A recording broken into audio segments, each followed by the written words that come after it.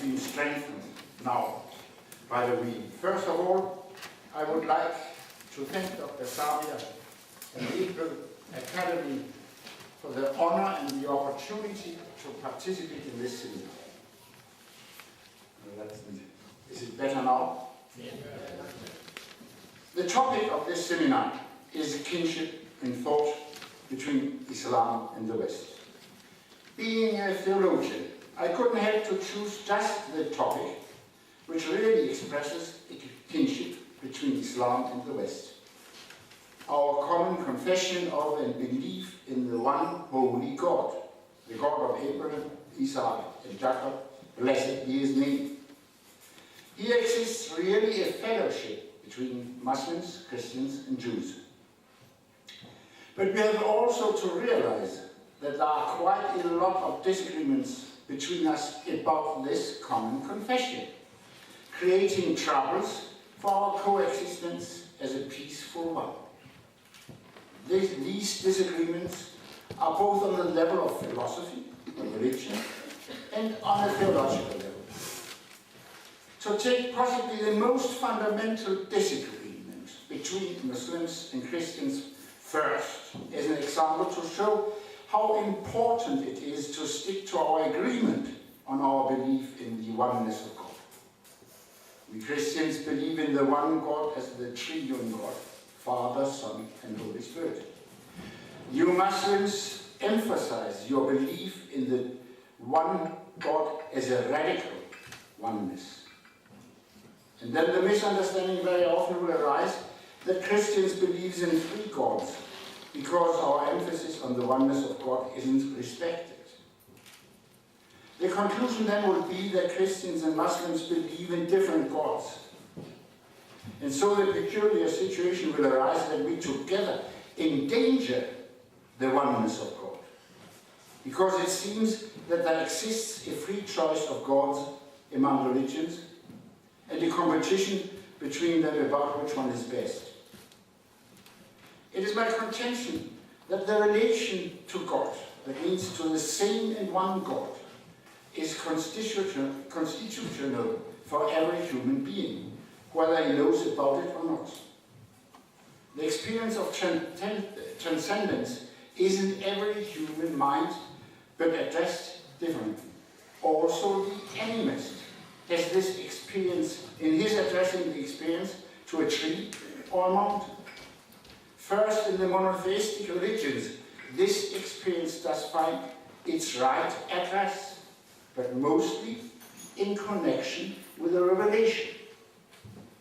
That is the case in Judaism, Christianity, and Islam. On the level of philosophy of religion, I now want to argue that every religion based on a revelation must have a triune understanding of God. My intention is to clarify the background for a better understanding of the Christian belief in the one God as triune. God's decision to reveal himself or his will to mankind implies that God will differ himself, make a distinction between God as he is in himself and the message he wants to reveal. Therefore, Christians made the distinction between the Father and the Son because God's revelation was experienced in Jesus from Nazareth. He spoke with an authority from God, not similar to anybody else, and convinced people that he was filled with the Spirit of God. They experienced Jesus as the incarnate Word from God, which must have been from the beginning in God. A similar distinction in God, I think, Muslims must do. The distinction again between God as he is in himself and the message he wants to reveal. You Muslims make the distinction between God and the Quran dictated to Muhammad, the Prophet, who has received this message from God, enlightened by the Spirit of God. Insofar, I also see a triune structure in the Islamic understanding of the revelation of God.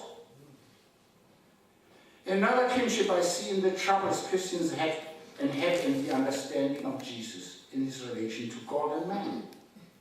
And the troubles Muslims have in the understanding of the Quran in its relation to God and man. Very interesting are the Christological discussions during the first centuries of the history of Christianity about the so-called doctrine of the two natures of Christ, his godly nature and his human nature, ending up in dogmatic definition of the doctrine of the Synod of Calcutta, that the two natures in Christ have not to be mixed or divided, but to be inseparably held together. Evidently, this didn't solve the problem, but sharpened it. And every new generation of Christian theologians has to handle with it in their context. On the one hand, it is important to safeguard the identity of Jesus with God, the Father, because of the authenticity of the relation. On the other hand, it is important to safeguard the true humanity of Jesus because of the authenticity of his incarnation as true man. But some theologians would be afraid of emphasizing the humanity of Christ too much in order not to hurt the divinity of God. Other theologians would be afraid of emphasizing the divinity of Christ too much in order not to hurt his true humanity. I was quite surprised when I learned that similar discussions has been and are carried on about the status of the Quran. It is a divine book, the Golden Quran, existing from eternity with God, which became manifested in time as the earthly Quran, dictated to Muhammad, the Prophet. I assume that related problems stand behind these discussions, as we learned about them in the debates of the person of Jesus. On the one hand, the identity of the Quran with the will of God, and insofar its authenticity as God's revelation. On the other hand, the earthliness of the Quran written by man. And here, and especially Islamic interest makes its effect, to safeguard God's divinity from every connection, from every touch of earthliness. Here exists really a tension between his Christian and Islamic understanding of God. A Muslim will underline the holiness and sublimity of God, his unlimited omnipotence and superiority. We Christians do also believe in the holiness and sublimity, omnipotence and superiority of God. But naturally our understanding of this is influenced by the belief in the incarnation of God in Christ and in his death on the cross, which necessarily implies another understanding of the omnipotence, sublimity and holiness of God. For a Muslim it seems to be a blasphemy to talk about a change in God, that God can be influenced by earthly events and even die on the cross. What Christians underline in their belief is God, in God, is also his humanness.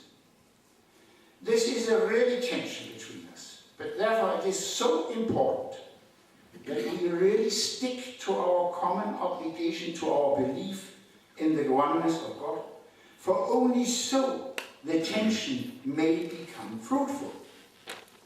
We have in our dialogues to remind each other both of the holiness and sublimity and of the humanness of God. Also in Islam, as far as I can see, is there a strong feeling of what I must call humanness of God. Every surah in the Quran begins with the words, in the name of Allah, all merciful, most merciful. You do not feel mercy without having been touched by the person you show mercy. A lot of the names Muslims name God with are of the same kind. God shows empathy with mankind. In his omnipotence, God, neither in Islam, is untouchable. To remember this is the Christian challenge to Muslims. The Islamic challenge to Christians is not to forget the holiness and sublimity of God.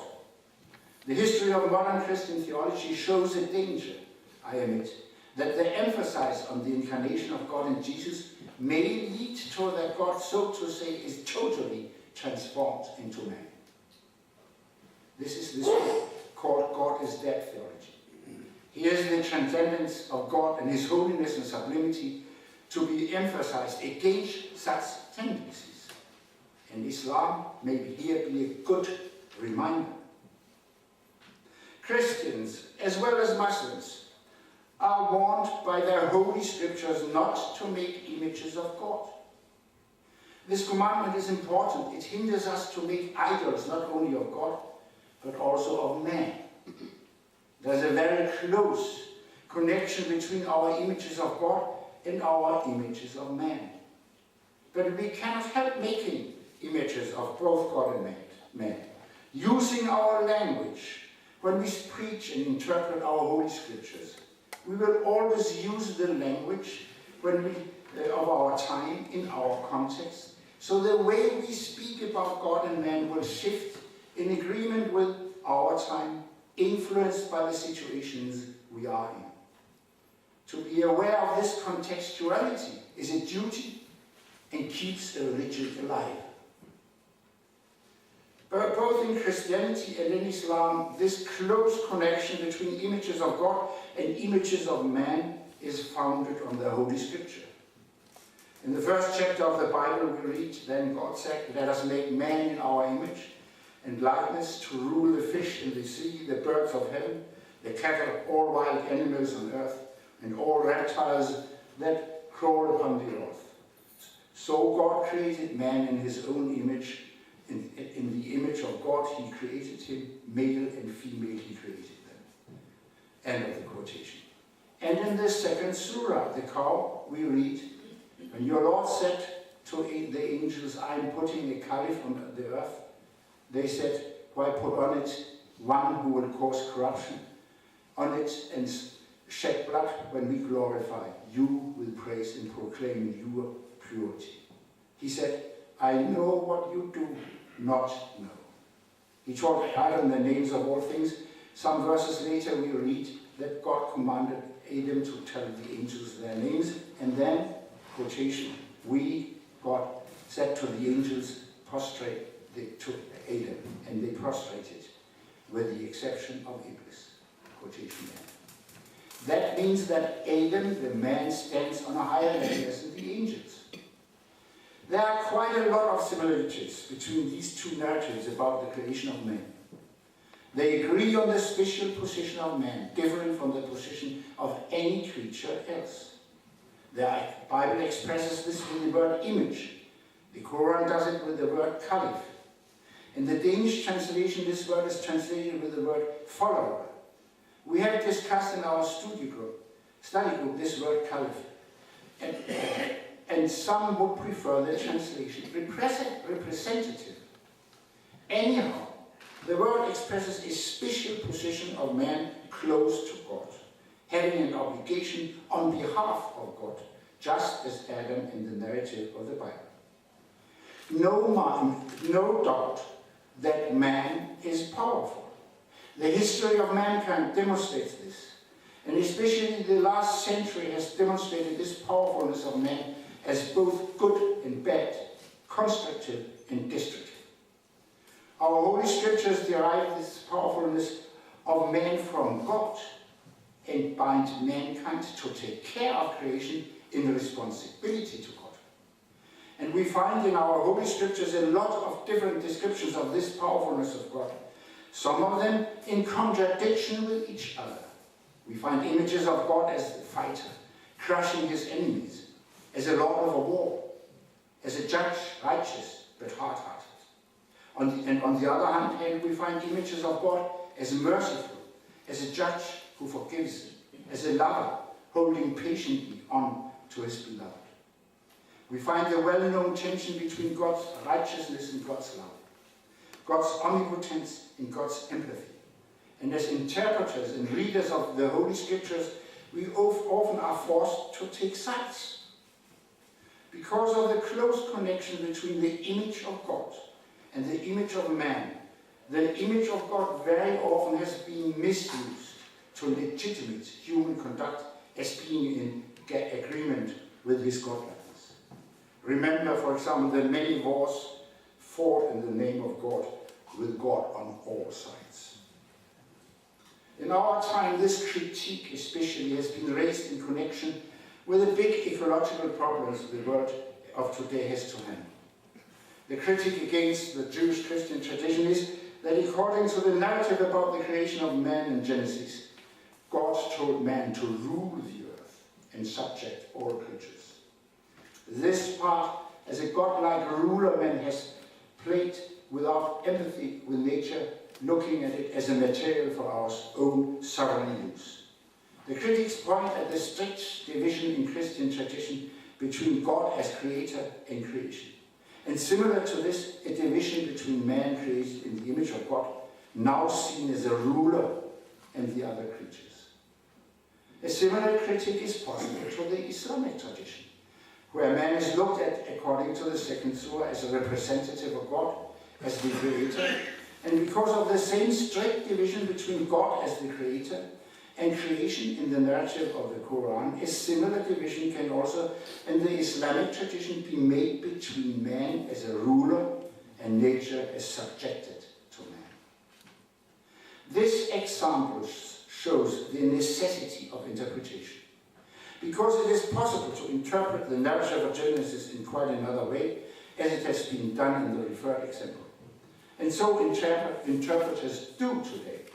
They underline God's empathy with his creation, carrying it with order, which is quite visibly possible, reading the narrative. And I think the same would be possible as interpretation of the second surah.